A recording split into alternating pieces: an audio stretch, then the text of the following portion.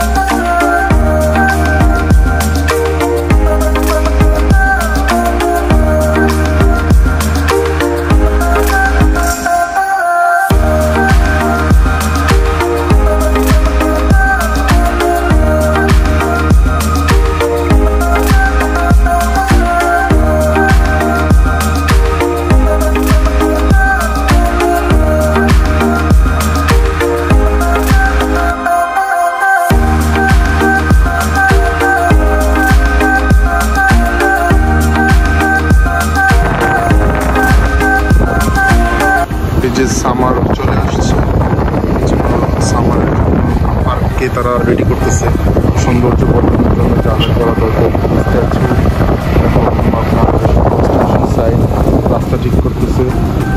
এই যে এদিকে হলো বাচ্চাদের খেলাধুলার জন্য তৈরি করা পার্ক। এদিকে রাশিয়ান বাচ্চারা খেলাধুলা করে। রাশিয়াতে সব জায়গায় মানে এরকম ছোটোখাটো পার্ক থেকে বাচ্চাদের বিনোদনের, সুস্থ বিনোদনের জন্য।